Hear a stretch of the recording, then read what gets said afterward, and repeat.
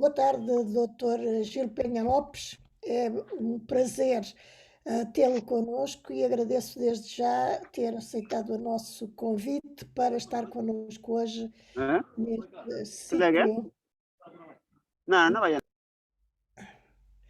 neste ciclo sobre a sustentabilidade do homem no planeta Terra. Ahm, o professor Penha Lopes vai nos falar hoje sobre o design baseado na natureza e o papel das comunidades locais.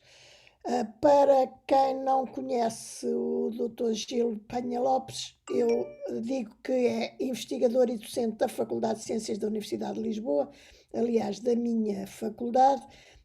Tem como interesse fundamental temas relacionados com a sustentabilidade, as alterações climáticas e a regeneração de territórios e comunidades, integrando as dimensões ecológicas, sociais e económicas. Foi fundador da Ecolise, uma rede europeia de iniciativas comunitárias para a sustentabilidade, e da cooperação Habitat Region. Portanto, professor Penha Lopes, é com todo o prazer que nós estamos aqui para o ouvir sobre um assunto tão interessante como este, das comunidades, do papel das comunidades locais e em tudo aquilo que tem a ver na sua contribuição para a sustentabilidade humana. Muito obrigada. Cara, professora Maria Paz, muito obrigado e bom saber também que continuo na linhagem da faculdade a trazer também temas interessantes para a ciência e também para agradecer o convite que me foi feito. É uma honra estar aqui, partilhar um bocadinho daquilo que estou a fazer e vou mostrá-lo de uma forma também muito simples. Também foi dito que estamos muita gente de campos diversos e, portanto, espero que seja do vosso agrado e estarei totalmente disponíveis para as perguntas. Então, eu creio que já todos estão a ver a minha tela, correto? Está-se a ver perfeitamente. Sí. Então, só para começar um bocadinho com a minha Está bom, história, eu desde muito bem. que sou criança, esta foi uma das imagens que me Está tocou com o bastante, ecrã total. em que a captura das focas me levou para ser biólogo. Tirei o curso da Faculdade de Ciências da Universidade de Lisboa e depois comecei a exercer e desde muito cedo, esta também foi outra fotografia que no âmbito do meu percurso profissional e comecei a integrar como biólogo de todo o sistema estar vivo e como é que nós estamos neste planeta. Durante tal, fiz um doutoramento em África, em Ecologia Aplicada, com o objetivo de perceber como podemos utilizar os mangais para tratamento do esgoto doméstico das grandes cidades, nas zonas periurbanas, não só como forma de justificar o porquê não devemos degradar os mangais, mas também para a reflorestação dos mangais, para referir que tem o seu serviço de ecossistema e também a proteção dos recifes, que são uma grande fonte de receitas do turismo dessa região.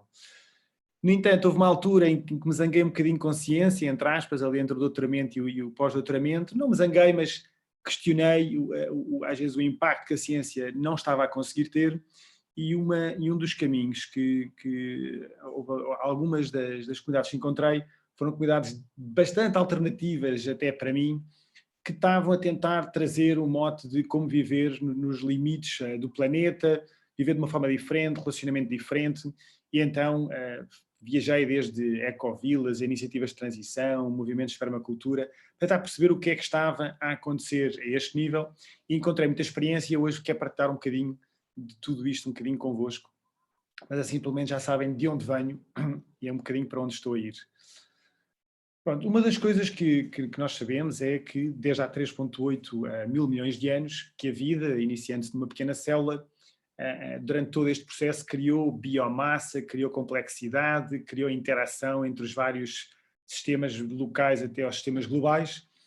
E nós sabemos também que nós próprios humanos também temos este impulso de aumento da nossa consciência, de aumento da nossa capacidade técnica e científica, e tudo isto parece evoluir a uma escala exponencial.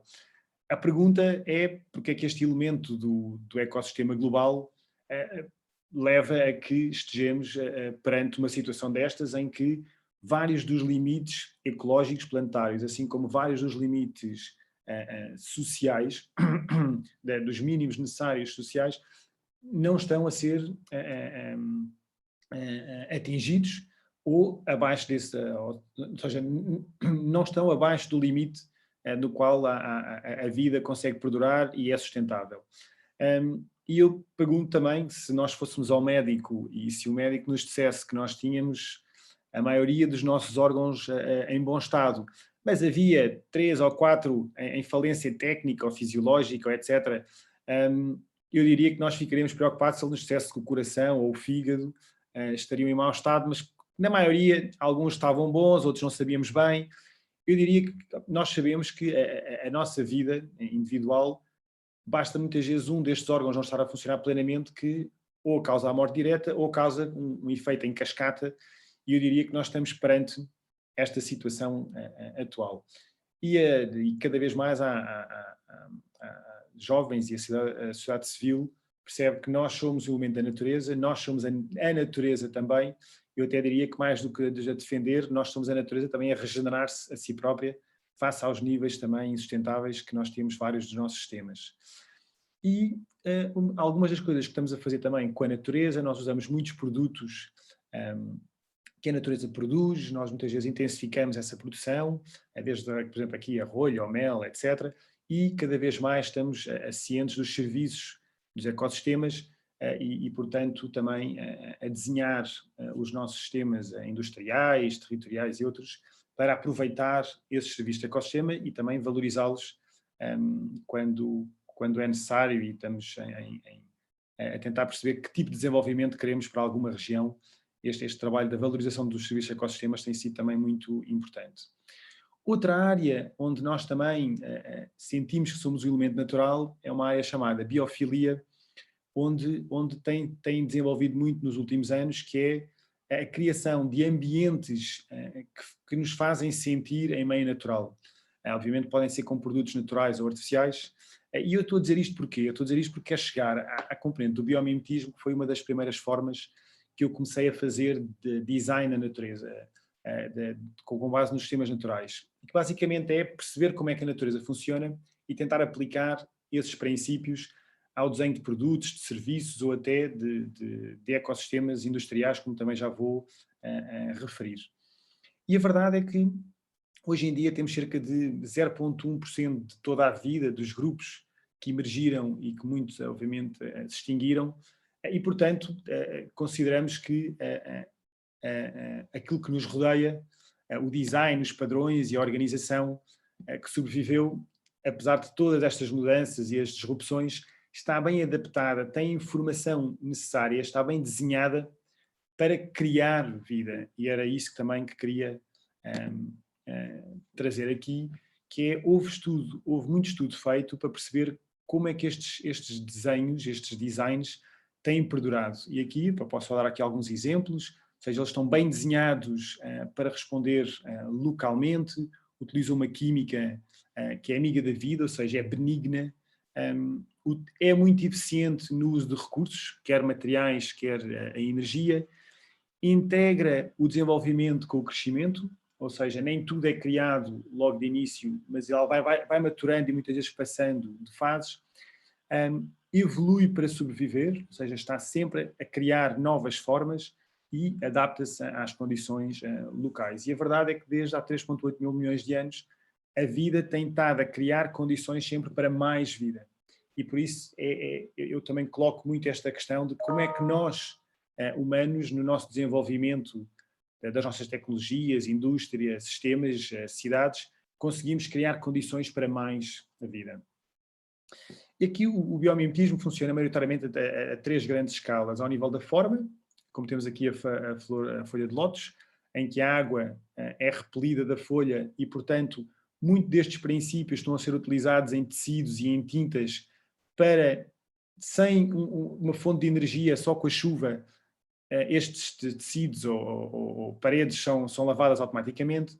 E do outro lado temos estes montes de térmitas, de catedrais, que constroem os seus montes para permitir uma ventilação passiva de toda a estrutura conseguem manter uma temperatura estável lá dentro, e vários arquitetos estão a começar a utilizar estes mesmos princípios para evitar a utilização de ar-condicionado e outras formas de arrefecimento e ou de aquecimento das estruturas. Ao nível do processo, pronto, a fotossíntese é um deles. Nós também estamos a tentar mimetizar a forma como a natureza consegue, através da luz solar, produzir energia. As outras, por exemplo, aqui que está aqui ao lado, tem a ver também com o material com que a natureza embrulha algo que quer que se mantenha durante o máximo período de tempo com algo bastante simples e que requer pouca energia. Por exemplo, só para dar um exemplo, os pacotes de batatas fritas têm 7 camadas com funções diferentes e os escaravelhos conseguem criar as mesmas 7 vantagens, benefícios, apenas com uma camada à superfície. E na última escala, o biomimetismo está agora também a trazer mais informação de como é que os sistemas conseguem estar em harmonia e desenvolver-se, e este conhecimento está agora a ser aplicado também àquilo que nós agora chamamos economia circular, sistemas integrados industriais, em que, neste caso aqui, uma fábrica de cerveja conseguiu perceber que, ao utilizar o desperdício da produção da cerveja, consegue ter várias outras produções, como cogumelos, criar biogás, alimentar produções de pecuária, porcos, etc., criar composto para o solo na área envolvente, ou seja, começar a perceber que pode funcionar de uma forma um bocadinho ou bastante mais natural. O biomimetismo já está a ser reconhecido internacionalmente. Em 2014, a Forbes considerou o biomimetismo como uma das inovações do século que mais vai ser necessária as empresas integrarem no desenho das suas inovações.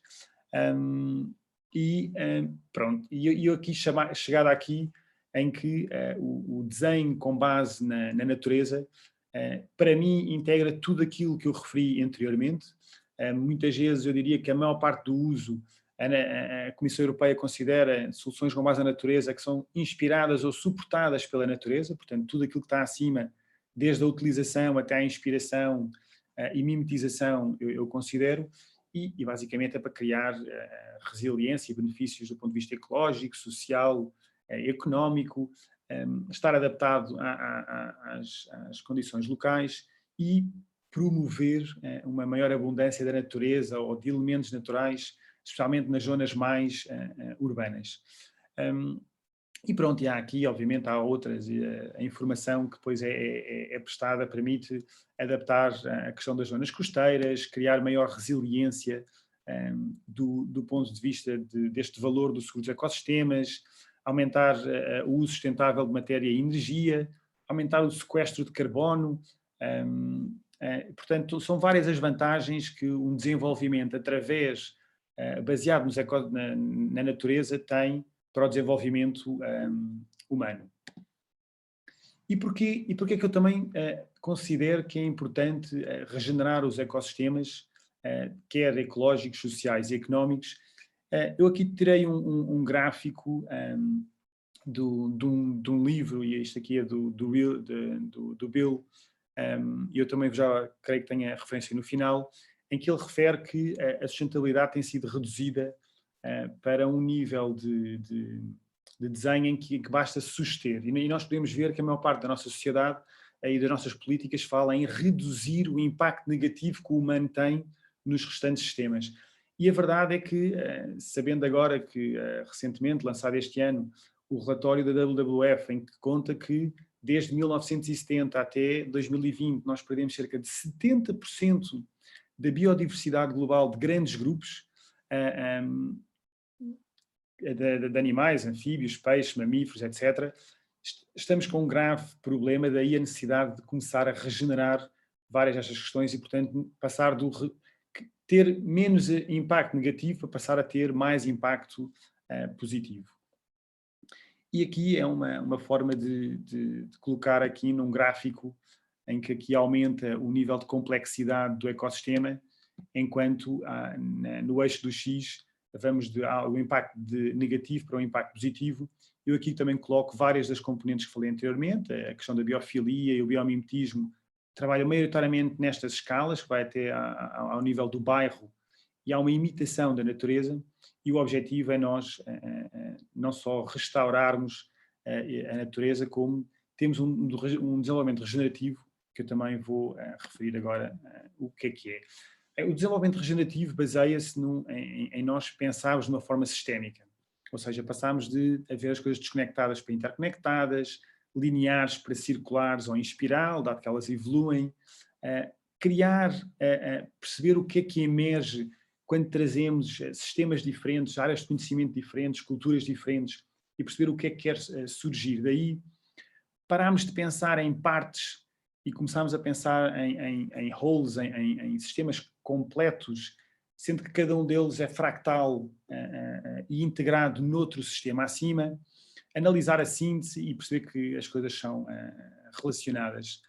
E é claro que os sistemas holísticos implicam mais, ou seja, o System Thinking implica mais, o Living System Thinking implica mais do que só compreender todas as partes e como é que fazem parte de um todo. Ou seja, um sistema vivo é um sistema que tende a criar mais vida, ou seja, perpetua-se, nutre-se a si próprio e cria condições para outros sistemas similares e que o apoiam a perpetuarem-se também. E eu aqui trago aqui 2 gráficos onde a autopoiesis permite esta criação de mais vida, e é isto que eu também tendo a trazer. Eu vou depois mostrar um bocadinho nas comunidades locais como é que isso é feito, e onde temos que ir além apenas de pensar de uma forma sistémica, temos que sentir o sistema de forma sistémica e ser. E eu creio que é aqui que as comunidades locais têm feito um trabalho bastante interessante, que é como é que elas vivem e são este novo sistema vivo. Por isso é que eu também trouxe esta componente. E a pergunta agora começa a ser: porquê é que eu me estou a dedicar às comunidades locais? Isto aqui é um gráfico que mostra o aumento da escala ao qual nós funcionamos, ou seja, desde a produção de químicos, vamos agora considerar tudo sustentável, não é? Produtos, desenhos de arquitetura de edifícios, temos aqui as comunidades, como é que se desenha sistemas muito locais, onde nós conseguimos reduzir a grande parte dos transportes que é necessário, a produção ser local e etc. A ecologia industrial, que é uma área das mais desenvolvidas agora, perceber como é que os resíduos de uma indústria conseguem integrar de outra, e por aqui também, daqui para cima, toda a componente desde as cidades até às políticas internacionais de economia circular, da redução da poluição e etc. E eu considero, quando estava a escolher uma nova área, percebi-me que esta área do desenho de comunidades era para mim um link que estava a faltar, porque havia bastantes coisas a serem feitas da arquitetura para baixo, digamos, numa escala, assim como da parte industrial para cima. E tenho desde 2012 promovido muito o estudo das comunidades locais. Lançámos a Rede Convergir, que é uma plataforma nacional em que tenta mapear projetos inspiradores e que têm impacto positivo na sociedade, e basicamente tentar começar a fazer com que o sistema se visse a si próprio. Já agora, com base nisto, gostava de dizer que amanhã há o lançamento da plataforma ODS Local, que é uma plataforma que vai monitorizar os 318 municípios em Portugal e a sua, digamos, pegada, eu gosto de chamar a isto que está aqui em baixo, a flor da sustentabilidade, em que, com dados da Pordata e do INE, entre outros, está a começar a perceber como é que os diferentes municípios estão a implementar os 17 Objetivos do Desenvolvimento Sustentável, lançado pelas Nações Unidas há cerca de 3 anos, e, portanto, fica já aqui o convite. E digo isto porquê? Porque, além de identificar o impacto que os municípios estão a ter, esta plataforma também vai mapear os projetos locais, como estas iniciativas, assim como as boas práticas, e em que ODS é que estas iniciativas ou boas práticas estão a ter impacto. Portanto, eu diria que aquilo que vos mostrei anteriormente, a Rede Convergir, que é um projeto que bastante me alegra e que já promoveu muita investigação, mestrados e doutoramentos, o objetivo é que comece também a integrar aqui dentro destes projetos, dentro dos municípios ou transmunicipais, para começarmos a perceber como é que tudo isto funciona. Pronto, e aqui também para dizer que vários relatórios, nos quais alguns eu estive envolvido, e grupos internacionais estão a destacar a necessidade de localizar a nossa maneira de viver, por forma a nós criarmos sistemas holísticos, locais, e reduzirmos muito este consumo de energia de ter tudo produzido noutras áreas.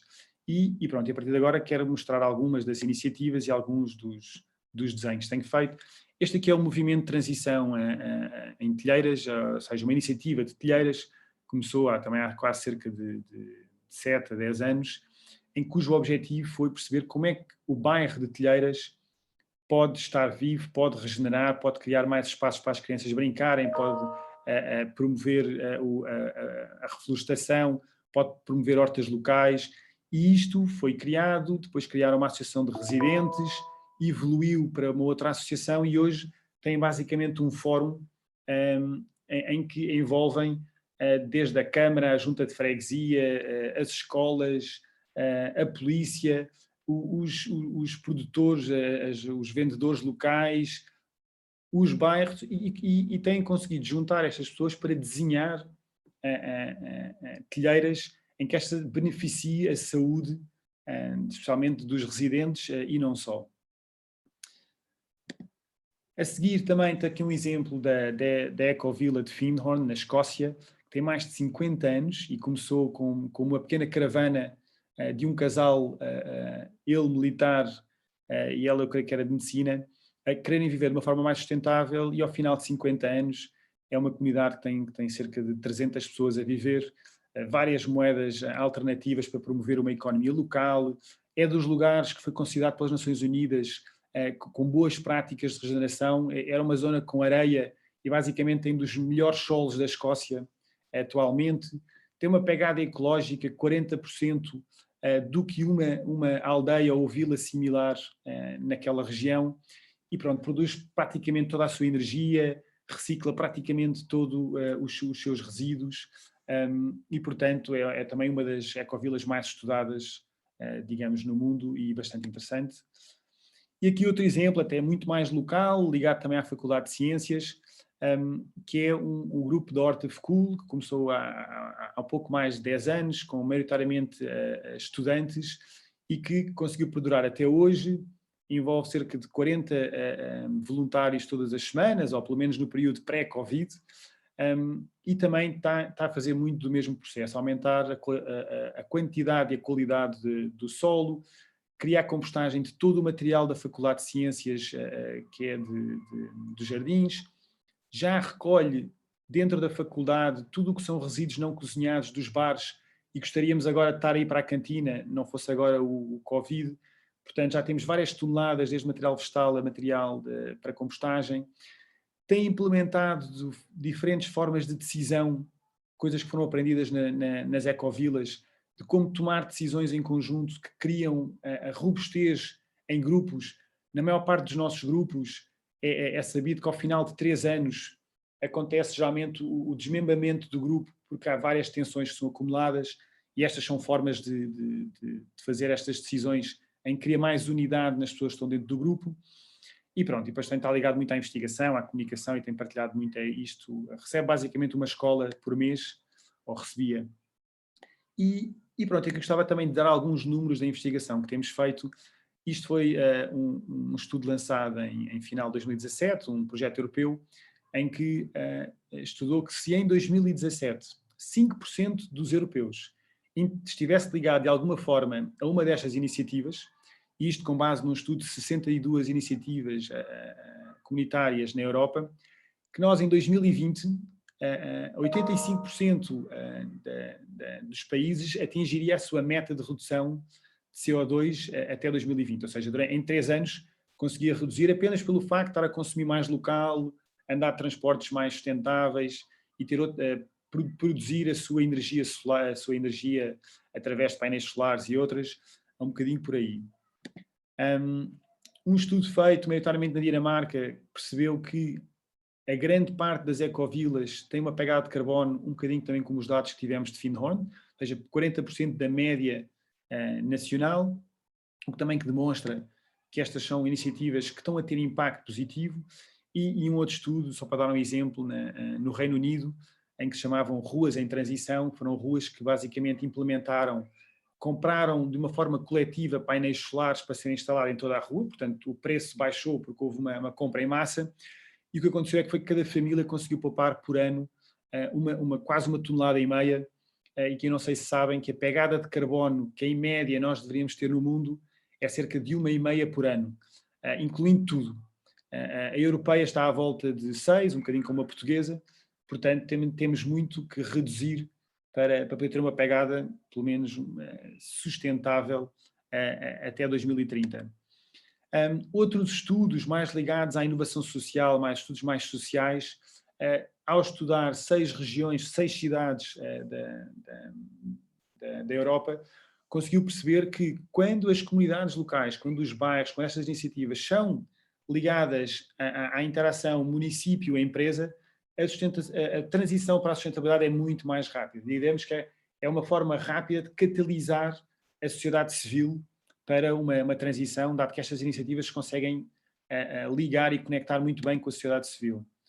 Outro projeto simulou também transições diferentes, uma maioritariamente tecnológica, isto foi para a Europa, a outra integrando também uma transição de multiplicar estas iniciativas locais. E o que se aperceberam foi que, apesar do caminho para a sustentabilidade ser um bocadinho mais lento no início, o seu impacto a médio e longo prazo era várias vezes superior apenas ao caminho, diria, tecnológico. Isso também foi interessante. Nós, no ano passado, lançámos, ou seja, finalizámos 2 anos de integração de conhecimento e lançámos este relatório. Estamos agora a fazer o relatório que há de ser lançado no final de 2021 e percebemos que integramos muita informação. Eu vou bem partilhar este link no final, do grande impacto que as iniciativas estão a ter, não só nas áreas que já falei acima, como também em cada um dos 17 Objetivos de Desenvolvimento Sustentável. E isto implica, através da criação de uma economia local mais poderosa, a promover a educação, a igualdade de género, portanto, vários benefícios, e todos eles com a evidência científica. E pronto, e também uma das coisas que trouxemos, né, neste relatório é tentar perceber que muitos dos sintomas que nós estamos a ver e que muitas vezes estamos a responder à redução da expressão de sintomas negativos têm causas em componentes de valores e ao nível cultural, e é aí também de como é que nós conseguimos alterar não só sintomas externos, entre aspas, visíveis, como também, ao mesmo tempo, estar a fazer um caminho para mudar os valores e a cultura que cria e que gera estes sintomas. Portanto, algo que é mais pensado a médio e longo prazo. E basicamente, as 7 grandes, digamos, conclusões, entre aspas, ou propostas, é pensar num crescimento económico além aquilo que a gente tem atualmente, ou seja, pensar além o crescimento económico, quero dizer, e temos alguns exemplos de como isto está a ser feito em algumas iniciativas, como promover uma economia social e regenerativa, através de criação, por exemplo, de moedas e de regras que fomentem a criação de capital social e natural, a regeneração socioecológica do ponto de vista em que se integra a comunidade com o meio envolvente e perceber que nós não somos dissociados da natureza, e até há uma palavra que é a solastalgia, que é quase uma depressão que os seres humanos têm pelo facto da qualidade ambiental que os rodeia estar a degradar, é algo que é quase inconsciente. A promoção dos bens comuns, ou seja, perceber que temos que reduzir fortemente o consumo e que o facto de promovermos bens partilhados e tratar do bem comum, que por acaso Portugal é dos países que mais bens comuns tem, como um dos exemplos é os baldios, e que o facto de haver uma gestão comum não tem só benefícios diretos de redução da necessidade de materiais e etc., como também cria comunidades mais fortes, cria relações mais fortes e uma comunidade mais viva. Componentes de governança inclusiva, dado que se percebemos que há muitas comunidades vulneráveis e minorias que não são incluídas neste pensar local, uma transformação social, ou seja, uma inovação social transformativa, ou seja, capacitar as comunidades, a sociedade civil, para ela própria encontrar e co-criar as soluções que são locais. E obviamente, o relatório acaba com a necessidade de promover não só as iniciativas que já existem, como outras iniciativas noutros lados e complementares. E aqui também só para trazer um pequeno também resultado de um projeto que nós tivemos cá, que se chamou Catálise, da Capacitação para a Transição Local e Inovação Social, e que, ao entrevistar várias iniciativas da Rede Convergir, isto há cerca de 4 anos, foram as recomendações que vieram das iniciativas. Ou seja, aprender com a natureza, portanto, nota-se que estas iniciativas estão muito ligadas à forma como a natureza funciona, permitir espaços de experimentação, ou seja, a lei permitir que se criem experiências que, mesmo que parece que não vão, que estão contra a lei, o objetivo delas é responder àquilo a qual a lei quer proteger ou quer promover. Felizmente, este ano ou ano passado, iniciou-se um processo cá em Portugal da lei da experimentação com a administração pública e, portanto, este caminho está a ser também aberto. A necessidade de capacitação dos líderes destas iniciativas, por várias razões, apoio das associações locais e promoção de outras formas de economia local. E também foi interessante, muitas das iniciativas referiram a necessidade de alterar o paradigma da educação. E nós hoje vemos muito, hoje em dia, as escolas da floresta e escolas comunitárias, as escolas Waldorf, está muita coisa a surgir como uma forma de ligar logo as crianças ao ambiente que as rodeia e uma outra forma de pensar social. E pronto, aqui uma pequena história do que tenho para contar, agradecer-vos e estou disponível para responder a questões que tenham. E muito obrigado e acho que vou parar de partilhar então. Muito obrigada por esta tão interessante comunicação que nos trouxe, de uma riqueza extraordinária e que, para mim, pelo menos, me questionou logo, mas que já quase respondeu à minha questão na última parte da sua apresentação. Em que medida é que toda esta dinâmica e esta criação de saber e de interação com a sociedade está a ser reproduzida noutras zonas e noutras regiões do país? Porque, de facto, aquilo que nos disse no seu último slide é que a mobilização das novas gerações, desde muito, muito jovens, será com certeza uma grande mais-valia para conseguir um total sucesso nestas iniciativas que são tão extraordinárias. E de facto existe, é porque naquele mapa que nos projetou, eu diria que estas iniciativas se estão a estender de uma maneira muito intensiva ao longo do país todo. É verdade ou fui eu que fiz uma má interpretação deste mapa? Não, está correta. Eu, por acaso, aqui muito grato pela pergunta.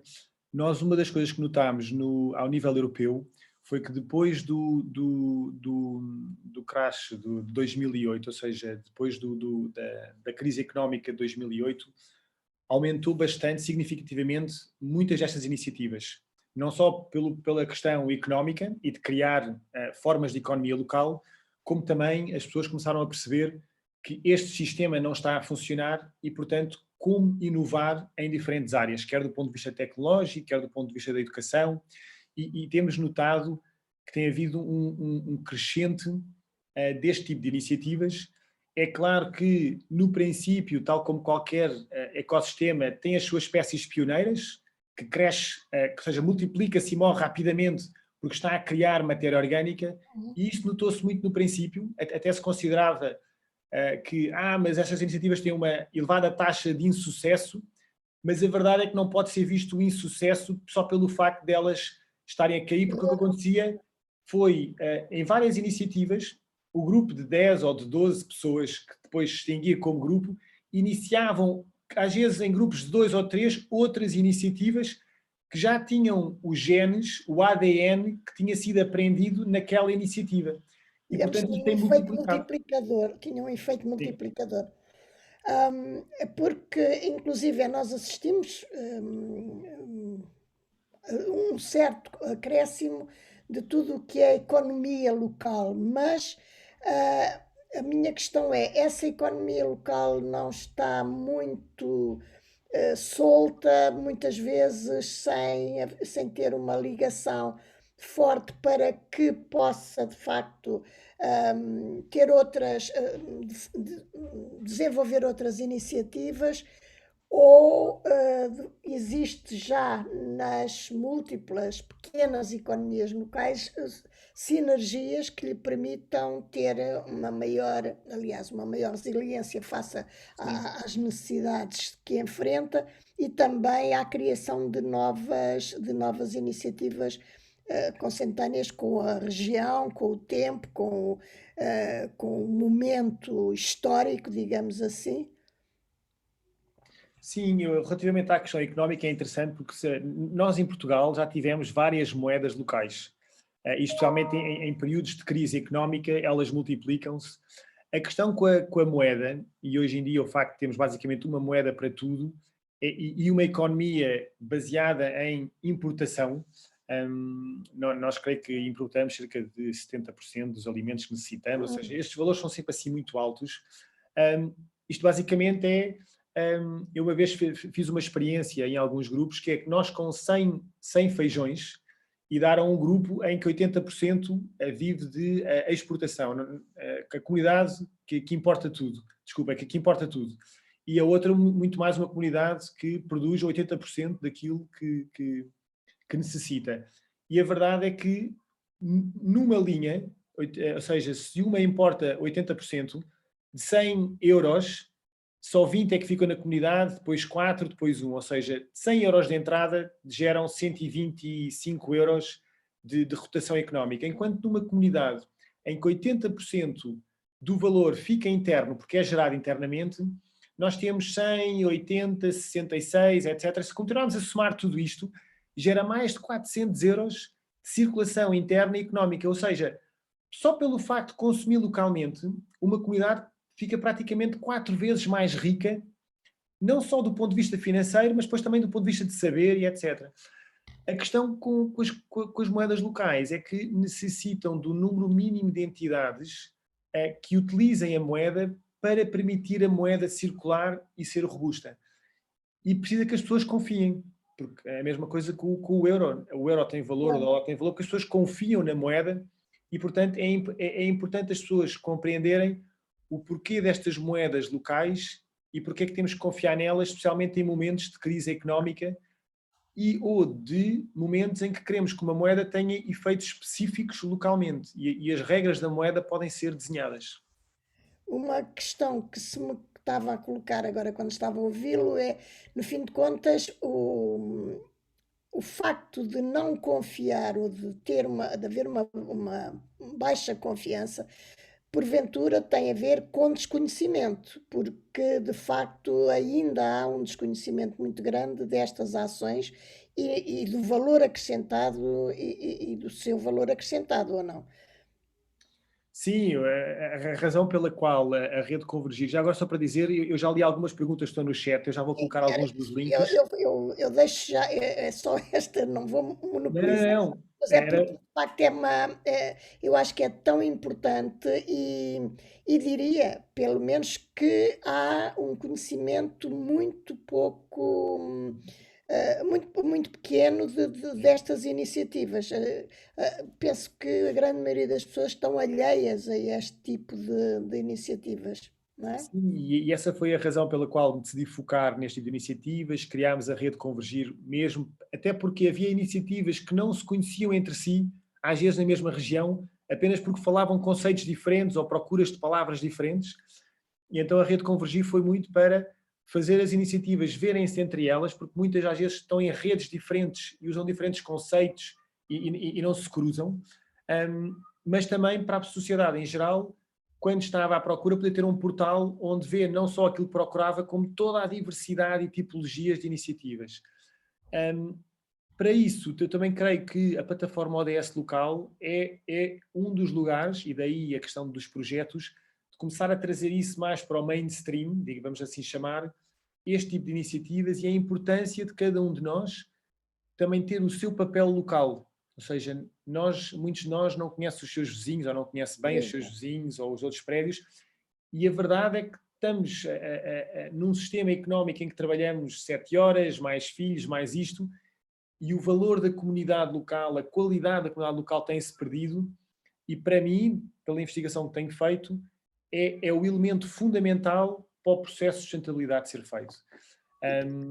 E pronto, eu diria que estou a querer fazer o caminho de comunicar melhor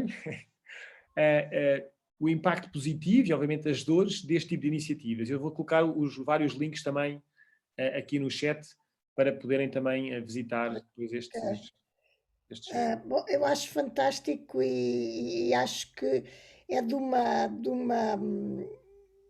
eu dizer, de uma vontade imensa de mudar, porque de facto a pessoa sente aqui há uma capacidade de mudança e portanto aquilo que é preciso é não desistir e continuar e cada vez mais a ser o transmissor de uma ideia que é altamente promissora, diria eu, e que aquilo que dá vontade de dizer é preciso multiplicar, multiplicar, multiplicar e ter uma equipa na realidade que sustente toda esta força, que eu acho que é fantástico, isso não há dúvida nenhuma, e felicito por todo este trabalho que realmente também denota uma capacidade de mudança, ou seja, de utilizar o conhecimento científico, ou de pôr o conhecimento científico ao, ao serviço do homem e da natureza. Obrigada. E Obrigado. tem aí uma quantidade de questões, não sei se consegue ter acesso, não consegue. Sim, sim. Como Então, conseguiste estar presente no lançamento? então, o Pode projeto... visitar a horta da FECUL.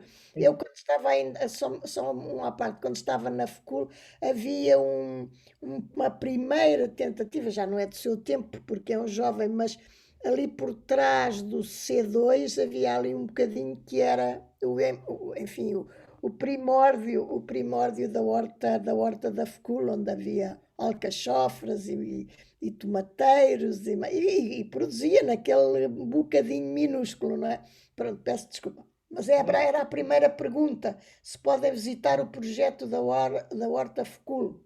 Ou seja, eu diria que sim, no entanto, neste período, e especialmente durante o inverno, e face às regras, quer gerais, quer às regras que a faculdade está a colocar, vai ser difícil estar a receber visitantes na horta. Portanto, estamos apenas em manutenção dos sistemas e até a própria equipa teve que reduzir para não estarmos muitos lá durante os dias. Geralmente é à quarta-feira à tarde, portanto, obviamente, se estiverem a passar por lá numa quarta-feira à tarde, podem passar, mas oficialmente já não estamos a fazer os dias abertos, que era o que fazíamos antes, e especialmente na última quarta-feira do mês, dado que tínhamos visitantes e voluntários de várias dezenas, muitas vezes, e que agradecemos e que gostamos, e é sempre um lugar onde as pessoas podem aprender fazendo. Portanto, se decidirem visitar, lembrem-se de levar assim umas botas e assim uma roupa própria para aprender fazendo e menos só oral. Só por curiosidade, onde é que está agora a horta? Está do lado das estufas ou está...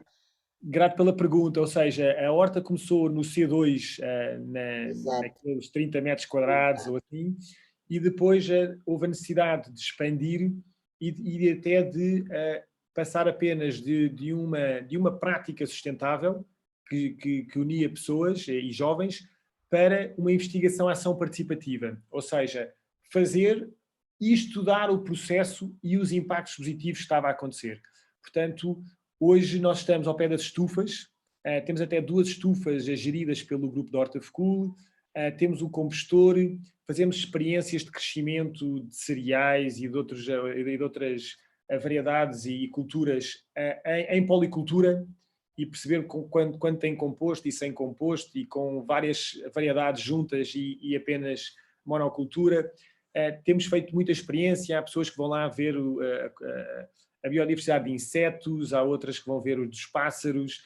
Portanto, temos algo bastante interessante. Trazemos a química e a bioquímica, em que se conseguiu provar que, por exemplo, espécies de milho autóctones, eu creio que é a pata de porco tricolor, algo assim do género, que é muito local nossa, comparada com a transgénica, e provou-se que não só produzia a mesma quantidade de biomassa, como a qualidade dos nutrientes que estava no milho autóctone, digamos, era várias vezes superior àquela da variedade da transgénica, e que conseguia ter elevados níveis de crescimento e desenvolvimento, mesmo com baixa quantidade de água no solo, por exemplo. São experiências que estão a ser feitas que também beneficiam da presença prolongada de todos nós naquele lugar.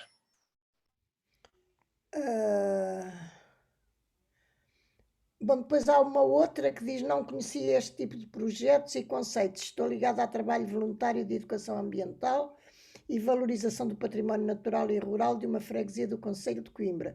Gostaria de saber mais como fazer, consultar o website da rede Convergir. Então, eu já partilhei aqui os três já respondeu, da rede Convergir. Já está. O seguinte, que é o relatório da Ecolise, onde muitos dos dados, e aquilo são cerca de quase 200 páginas, todas com evidência científica, tudo aquilo que lá é dito tem evidência científica, tem publicações, ou são relatórios de projetos europeus, ou são outro tipo de informação, tudo sistematizado. E também dizer que quem estiver interessado em participar deste estudo, nós estamos até cerca de março do próximo ano em compilação de informação em todos os países da Europa, nas várias redes que mencionei, e estamos a integrar novas redes, com o objetivo de compilar informação, sintetizar e torná-la disponível para o público em geral. Porque depois o que acontece? Já agora eu posso falar um bocadinho da Ecolise. A Ecolise é esta Associação Europeia de Redes de Iniciativas Comunitárias, que fundou-se em Bruxelas e tem um papel fundamental em 3 componentes. Tornar visíveis estas iniciativas, e há 3 anos criámos com a Comissão Europeia o Dia Europeu das Comunidades Sustentáveis, como forma de celebrar as iniciativas e elas darem-se a conhecer, respondendo àquela questão também de há bocadinho, de como é que a sociedade as pode conhecer, de partilha de informação entre as redes, entre as iniciativas, porque notou-se que havia quase um silo também, ou seja, era estanque o conhecimento, por exemplo, entre as ecovilas e as iniciativas de transição, ou entre os grupos de permacultura, obviamente, exceto as pessoas que viajavam entre eles. E eu diria que uma das razões mais importantes da Ecolise ter sido feita é porque faz, nós chamamos de lobby sustentável junto da Comissão Europeia, ou seja, trazemos à Comissão e a todos os seus membros a informação com base científica, e daí a necessidade de haver cientistas na Ecolise que integram este conhecimento e conseguem separar o trigo do joio relativamente à evidência científica, porque no princípio encontramos também muito romance do grande potencial e grande benefício que estas iniciativas tinham, mas sem a robustez científica quantificada. E, portanto, é isso que estamos a trazer para dar a credibilidade que estas iniciativas merecem, assim como lhes mostrar também onde é que não estão a ter impacto, embora tenham a intenção de ter, mas a verdade é que muitas vezes até têm potencialmente impactos contrários. Por exemplo, o facto de uma iniciativa ter eventos, criar muitos eventos de um determinado assunto, ou muitas pessoas estarem interessadas em visitar aquela iniciativa, pode ter o chamado rebound effect, que é as pessoas, para se deslocarem, utilizam o carro e, portanto, emitem mais carbono quando estão a ir aos eventos, se não conseguirem fazê-lo de uma forma sustentável. Portanto, aqui é não só o que fazemos, mas também o como é feito para tornar este processo sustentável. Mas isso colocou-me, aliás, vem à minha primeira questão. Como estão ligados, ou existe uma rede, por exemplo, entre as diferentes universidades do país, no sentido de ou seja, replicar, multiplicar estas iniciativas nos diferentes pontos do país? Uma das coisas que posso referir é que há muitas instituições de ensino superior e de investigação que estão a começar a ter as suas iniciativas internas. E também o que eu tenho visto, e também que foi muito promovido ao nível europeu pela Comunidade Europeia, em financiamentos sobre este tipo de iniciativas. Eu creio que em 2016 houve várias calls, vários avisos para financiamento focado neste tipo de iniciativas, e diria que, por exemplo, eu estou a trabalhar com Aveiro, Coimbra, no Porto. Há já várias pessoas, até porque há muitos investigadores que têm, muitas vezes, uma relação direta ou indireta com estas iniciativas e perceberam e quiseram trazer também essa área de investigação para dentro das universidades. E, portanto, eu estou a ver, especialmente cá em Lisboa, que é onde eu maioritariamente colaboro de uma forma diária, posso lhe dizer que o Instituto de Ciências Sociais, a FCT, o NL também está a estudar este tipo de movimentos. Há assim várias entidades que já têm grupos de trabalho interno só sobre este tipo de iniciativas. Mas que obviamente estão, no fim de contas, relacionados, porque com o trabalho que têm e com a experiência e com tudo o que têm desenvolvido, todos os outros que se estão a criar mais recentemente só ganham em ter a vossa experiência e em manter-se a interação, não é? Não vale a pena estar a inventar a roda quando há já bons resultados e há já uma dinâmica absolutamente, digamos, nunca se pode dizer que é sólido, mas pelo menos com grande impacto em termos de resultados. E essa é a razão pela qual todos os projetos que eu tenho de investigação, ou mesmo sejam às vezes mais financiados por fundações como a Gulbenkian, que são mais técnicos ou mais de disseminação, têm sempre eventos concretizados com a sociedade civil, têm sempre produtos finais que são não científicos. Eu até lhe posso dizer que tenho sofrido um bocadinho deste mal do querer fazer chegar à sociedade civil, porque a maior parte do meu investimento é em relatórios que têm um impacto na sociedade, nas políticas e etc. E às vezes menos aquele tempo que nós também necessitamos para fazer os artigos científicos. Portanto, muitas vezes consigo mais com os doutorandos, mas eu próprio tenho estado mais a ser chamado para sessões de disseminação, de fazer a integração de vários investigadores e haver uma reflexão conjunta. Estes relatórios têm impacto na Comissão Europeia, depois traduzir estes relatórios ao nível nacional e regional e ter as reuniões com estas pessoas, porque nós hoje sabemos que temos tanto para ler que precisamos de um digestivo, vamos assim chamar, para depois o relatório ser consequente e pronto. E portanto eu diria que se calhar 30% do meu tempo é disseminar aprendendo, ou seja, porque a disseminação nunca acontece só numa direção. O meu objetivo é disseminar e estar curioso com a sabedoria, o conhecimento que está do outro lado e que pode ser útil. As empresas e a indústria local têm colaborado nessas atividades ou não? Então, muito grato, Maria, pela pergunta. Então, eu posso lhe dizer que fui, só para lhe dizer o mais recente, ou seja, eu estou a dizer que sim, e vou-lhe dizer a visita mais recente que fiz foi a uma empresa na Golgã, a Mendes Gonçalves, que cria a maior parte dos molhos que nós temos, da Paladino e etc. E quando lá cheguei, encontrei uma agrofloresta uma agrofloresta que está a ser plantada há cerca de 2 anos, que está a beber muito daquilo que foi produzido pelo movimento de permacultura, agricultura sintrópica e etc. E, portanto, estou-lhe a dizer que sim, e está a implementar e já produz, por exemplo, todo o piripiri e pimentos que eles produzem já são produzidos ali nos seus terrenos e com agricultores que eles funcionam, com quem trabalham, de uma maneira agroecológica. Portanto, está a começar a fazer mexer. Por exemplo, posso lhe dizer que em Idenha Nova, quer o município, quer as empresas, apoiam grupos de pessoas a ir para lá para desenvolver serviços e produtos alinhados com a sustentabilidade e com a regeneração. Portanto, já há uma estratégia municipal e se calhar até regional de promoção deste tipo de indústrias, em que temos as sementes vivas e temos outras empresas a fazer um trabalho fantástico. Obrigada. Nada. É muito bom até. Não Aproveitemos sei se há as nossas capacidades. aqui uma. Não sei se já viu esta última, a plataforma ODS local tem alguma ligação com o CESOP local? Então, essa é uma boa questão. Ou seja, eu creio que eles têm a mesma essência. Eu não creio que se calhar que estejam a colaborar diretamente, mas é uma coisa que pode ser vista amanhã.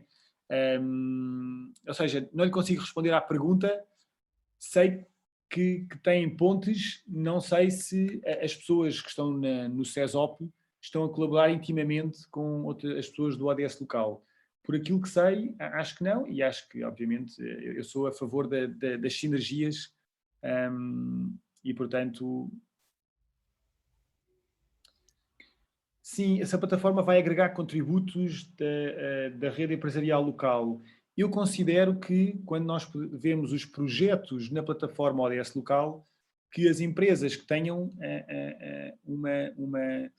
uma estratégia muito concreta de ter impacto positivo ou de estar a ter impacto positivo em alguns dos ODS ou em vários dos 17 Objetivos de Desenvolvimento Sustentável, eu acho que devem ser considerados um projeto municipal ou transmunicipal que apoia o município a implementar ou a atingir determinadas metas. Porque a verdade é que muitas vezes, do trabalho que eu tenho feito, é que os municípios chegam às vezes a ter um potencial de impacto inferior a 5% em alguns dos objetivos.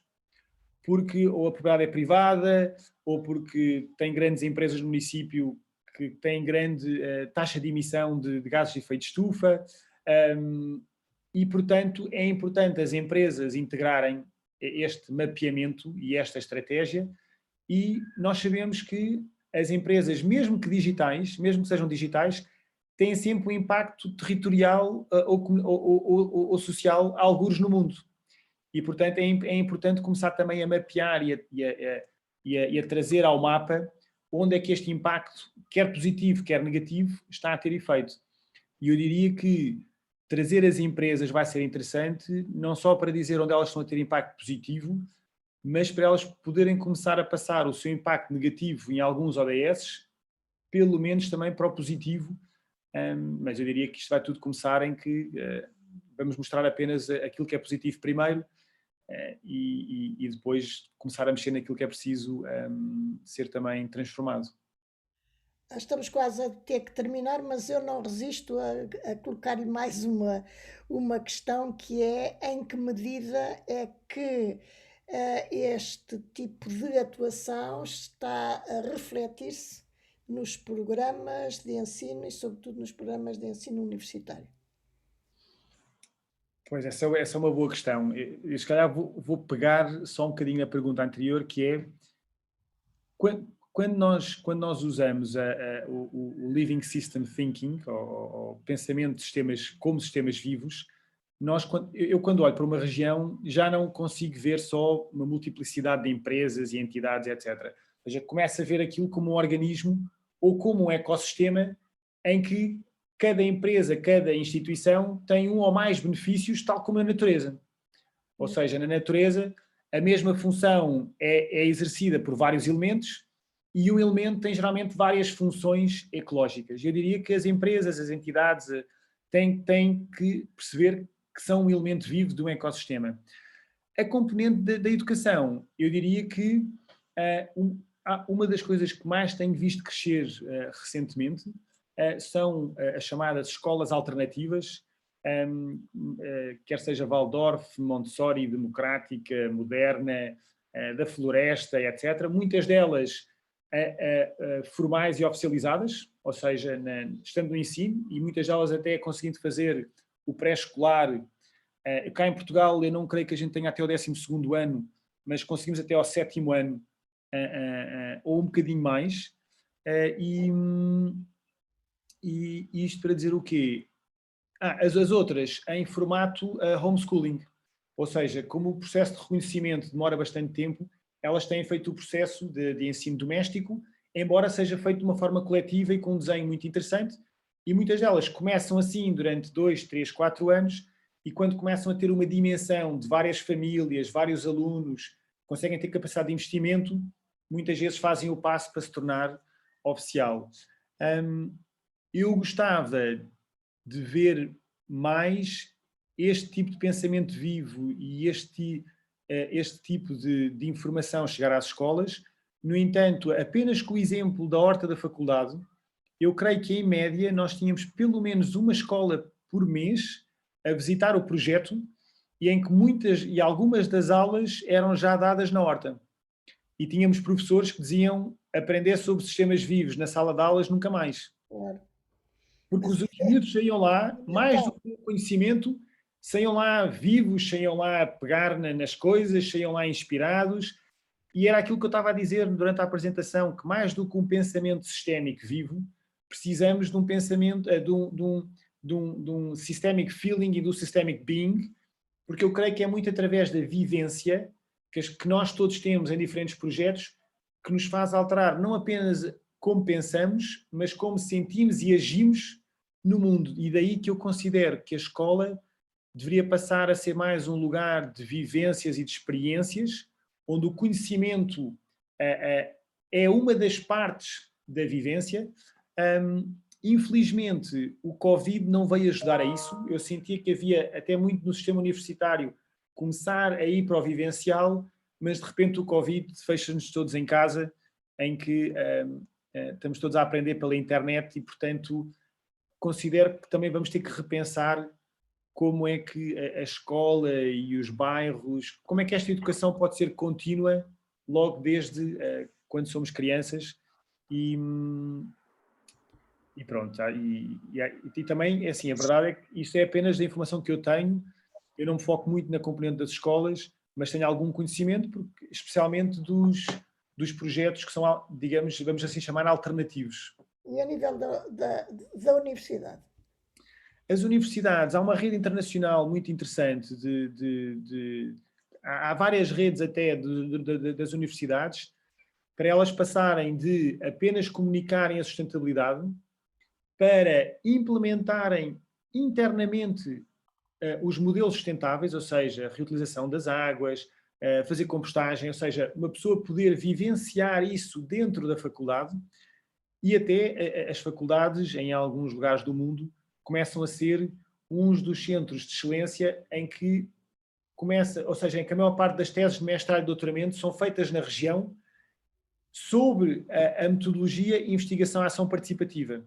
Ou seja, o objetivo não é apenas conhecer cognitivamente, é tentar implementar isso na região e estudar o processo científico de como aquilo deve resultar. Não porque é que não resultou ou como é que deveria ser, não. O objetivo é estudar a implementação de algo e aprender mudando o sistema. Eu diria que cá em Portugal, novamente, também estamos a crescer exponencialmente, até porque os novos jovens, quando querem fazer uma tese de mestrado e doutoramento, já querem algo com impacto. É claro que muitas vezes eu tenho sentido que muitos jovens vêm ter comigo porque não conseguem ter, em algumas instituições, um professor que lhes dê uma base nestes tópicos novos, em que se sabe pouco, em que às vezes está a estudar aquilo que se faz em casa e às vezes não é muito confortável saber o que é que está ou não a ser bem feito em casa, entre aspas, em casa no sentido da própria instituição. E, portanto, eu diria que senti isso há cerca de 7 até há cerca de 4 anos e muito recentemente tenho sentido muitos outros colegas, professores, investigadores a serem orientadores de tese muito interessantes nestas áreas e várias delas já com esta metodologia de investigação-ação participativa. Porque qual é que é o problema, entre aspas, desta metodologia? É que muitas vezes a pergunta de investigação e todo o plano até ao final da tese não consegue ser definido logo no princípio, porque o processo é iterativo. Nós trabalhamos com a comunidade, trabalhamos com o contexto local, muitas vezes temos que redesenhar a pergunta de investigação, porque ou não está a fluir por ali, ou não é aquilo que a comunidade mais quer ou mais necessita, e portanto há aqui uma flexibilidade que temos que ter para termos a comunidade connosco, para termos as entidades connosco, as empresas, senão somos muito olhados como os cientistas que estão lá a fazer a sua cena, fazem as suas perguntas, mas aquilo não tem benefício nenhum para a sociedade. E, portanto, a metodologia de investigação-ação participativa começa logo por colocar a questão científica de uma forma aberta, e só quando os vários intervenientes estão interessados naquela questão científica, o processo avança. E eu, portanto, uma das coisas que gostava de partilhar que não tenho tido experiência é aquilo que se chama internacionalmente como stakeholder fatigue, não é? A fatiga dos stakeholders, dos agentes, porque o processo, quando começa com uma pergunta comum, as pessoas têm curiosidade e estão disponíveis para participar dos eventos, responder a questionários, etc. Caso contrário, se eu venho de fora e forço uma pergunta e forço uma metodologia, as pessoas pensam, já não tenho pachorra mais para isto. E eu tenho o problema contrário, que é, eu planeio 2 ou 3 eventos num projeto e já terminei projetos a fazer 10 eventos porque a Câmara, as empresas, etc., perceberam que aquilo é tão interessante que querem trazer isso para outras áreas, por exemplo, já foram para a saúde ou para a parte de educação e querem a mesma dinâmica porque percebem que quando nós fazemos isto desta forma, cria-se um bocadinho de comunidade. Ou seja, e eu gosto de fazer investigação um bocadinho como aqueles princípios da vida, que a vida cria condições para mais vida. Eu gosto de fazer investigação em que cria comunidade e interesse para se fazer mais investigação, ação participativa, que se implementem mais coisas, que se queira saber mais sobre o assunto, que se envolva, mais gente, para o processo ser, digamos, vivo. E, portanto, eu não sei se há a expressão de living research, mas eu gostava de fazer esta investigação que se potencia a si própria. Aliás, com caráter altamente interdisciplinar, porque, no fim de contas, vem todo até a projeção do bem-estar humano, não é? Portanto, acaba por chegar sempre ao indivíduo, ou dever chegar sempre ao indivíduo num conjunto de interações a diferentes níveis e em diferentes áreas, não é? Sim, eu diria que estes projetos beneficiam por ter pessoas das diferentes áreas e todos estamos a aprender durante o processo também das outras áreas. Olha, eu acho que ficaríamos aqui, continuaríamos aqui a colocar questões e a conversar sobre esta área e este desenvolvimento tão interessante que abraçou, mas já agora só um minuto. Houve qualquer coisa que lhe fez, digamos assim, fazer saltar a pedrinha do elástico, sendo biólogo, sem dúvida nenhuma, que a vida é a questão primordial do ser biólogo, não é? E do ser vivo e por aí fora, mas é extraordinário que tenha desplotado uma área particularmente importante no tempo em que vivemos, diria eu, quase desconhecida, eventualmente, quando acabou a sua licenciatura, né, embora não tenha sido há muito tempo, mas quase desconhecida no país e que, de facto, lhe tocou a campainha e o fez, felizmente, estar hoje com a capacidade que tem de mobilização rigorosa e séria nesta temática. Sim, eu posso dizer que tive aqui um momento importante que foi no final do doutoramento. Eu fiz o doutoramento num projeto de investigação em África, a criar as estações de tratamento de esgotos, e o que reparei foi que aquilo que foi construído com dinheiro europeu, e foram vários milhões de euros, eu voltei lá 6 meses depois e aquilo estava abandonado. E eu não consegui perceber porque é que aquilo tinha acontecido. Falei com vários dos colegas, estava tudo a querer só publicar os artigos científicos, e eu tive que me questionar sobre, então, qual é que é o papel da ciência se nós construímos, digamos, uma hectare biológica, montámos-la, estava a funcionar e depois vamos embora e ela sucumbe, e quando eu estive com a comunidade local, depois de 3 anos de projeto, eles nem sabiam sobre o que era o projeto.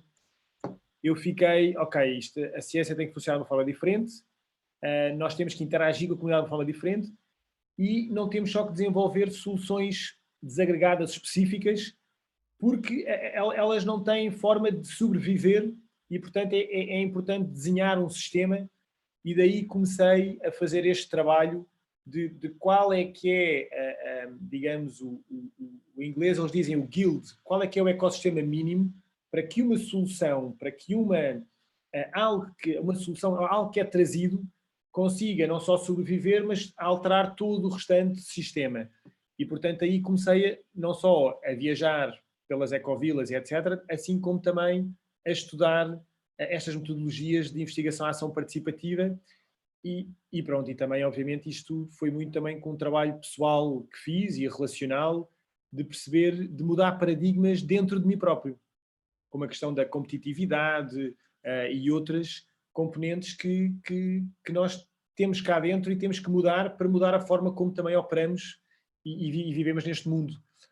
E eu diria que até essa foi, se calhar, a parte mais difícil de tudo isto, foi mudar formas de pensar e mudar comportamentos, quer como pessoa, quer como cientista, e promover muito mais colaboração, olhar além do artigo científico, e portanto tudo isto fez-me iniciar uma outra forma de fazer investigação e de ser, e perceber o propósito, ou um outro propósito mais profundo da ciência, em contacto real com a sociedade, até porque todos nós também somos cidadãos, e somos pais, e somos vizinhos, e somos... Portanto, nós também temos vários dos outros papéis quando estamos a estudar as outras pessoas, e até uma das primeiras perguntas que eu costumo fazer a quem trabalha comigo é, eu trabalho, obviamente, em comunidades, e pergunto sempre aos investigadores de que comunidade é que eles fazem parte. E às vezes as pessoas ficam, mas de comunidade? Não, mas eu vou estudar comunidades. Não, mas de comunidade pertence a algum bairro, pertence a alguma aldeia, e tens vivência disso ou não? E eu diria que a maior parte de nós não tem, e portanto também requestionar esta questão de como é que pessoas que não estão em comunidade estão a estudar comunidades, e será que conseguimos apreender tudo isto ou não? Portanto, houve muitas pessoas, investigadores que trabalharam comigo, que vivem atualmente ou que já viveram em comunidades. E eu agora, para dizer, estou a criar, à medida que também estou a estudar, uma ecoaldeia em Alenquer, com o propósito de não só vivenciar aquilo que já estudei, como também de fazer uma investigação, digamos, ação participativa, em que vou aprender bastante fazendo e criando, ou tentando criar. Eu digo sempre que é para terminar, mas agora é que é mesmo para terminar. O confinamento ou o isolamento a que o Covid nos tem vindo a obrigar terá algum impacto na quebra do sentimento de comunidade, ou passará despercebido nesse contexto? Eu até diria que essa pergunta é excelente, e eu tive durante o confinamento a mesma comigo. Eu diria que o Covid trouxe pelo menos dois aspectos positivos. Um foi as pessoas perceberem onde é que habitam e onde é que estão a maior parte do tempo, e o facto de poderem conseguir ou terem que conseguir fazer muito localmente. Portanto, esta localização a que o Covid nos obrigou, e a perceber que nós localmente temos que ter os bens básicos, em que um deles passa por fazer parte de uma comunidade. E não só de ajuda, mas também de poder receber essa mesma ajuda. E eu recebi, quer no meu prédio, uma das coisas que nós fizemos foi criar um WhatsApp, e falávamos entre nós lá fora, na rua, sobre o que é que as pessoas precisavam, os mais idosos, os mais novos, etc. E recebi muita informação de outras pessoas, em que a comunidade local foi fortalecida. No mesmo bairro, no mesmo prédio. Houve pessoas que mudaram as suas empresas para poder responder mais às necessidades locais. Por exemplo, de produtores de produtos agrícolas biológicos, ficaram no seu máximo, ou seja, os cabazes biológicos, e muitos deles são feitos em que há uma cooperativa, ou uma comunidade entre o produtor e o consumidor, ou seja, há uma ligação, às vezes até de vários meses ou anos, de relacionamento. Portanto, esse tipo de comunidades também foi criada, e eu considero que o Covid, estas duas componentes, está a fazer muita gente repensar se quer viver na cidade, se quer viver na zona mais rural, que quer viver num sítio em que conheça e interaja com os seus vizinhos, que esteja num lugar mais saudável, que tenha espaços verdes, para que se haja mais lockdown, que possa pelo menos ir passear e ter alguma saúde ambiental e ecológica à volta. Portanto, eu creio que o Covid nos fez refletir sobre aquilo que é importante e diria que esta conexão connosco, com os vizinhos e com a natureza, mesmo que tenha sido inconsciente, acho que esta semente ficou lá. Da vivência que eu tenho tido, ainda não vi artigos científicos sobre isso, mas esta é alguma, digamos, é empírico. Então, temos que nos esforçar a terminar. Mais uma vez, muito obrigada.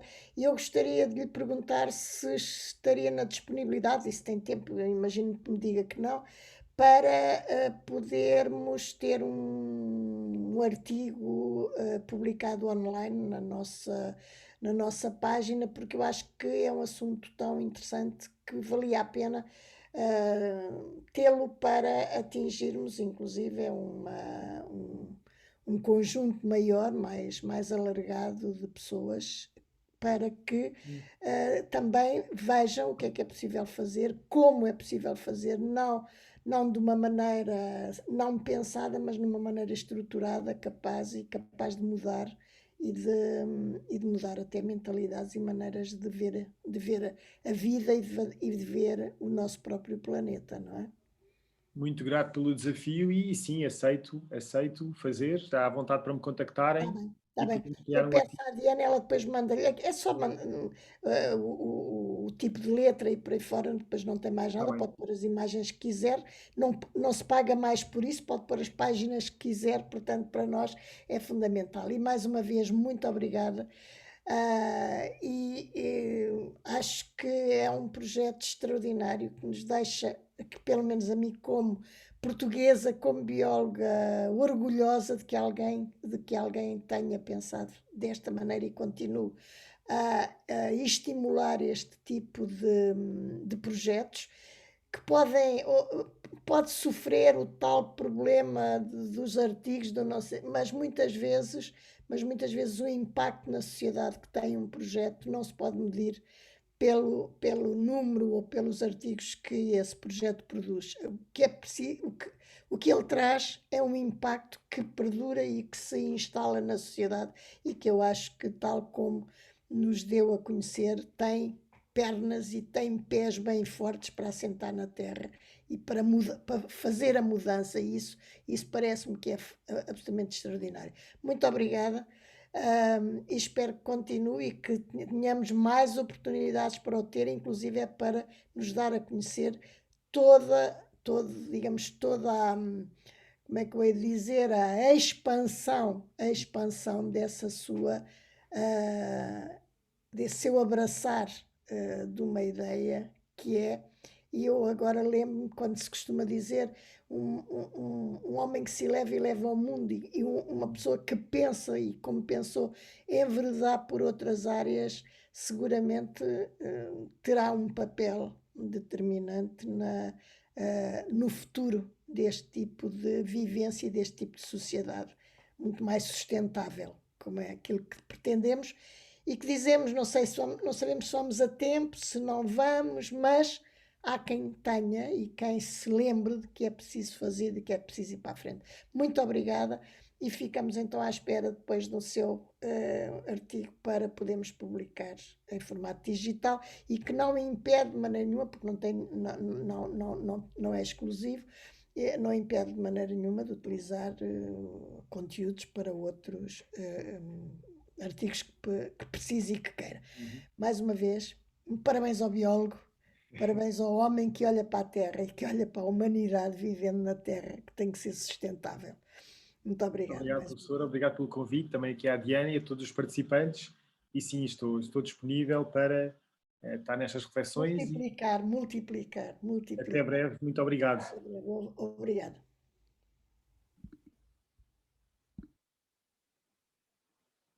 Obrigada.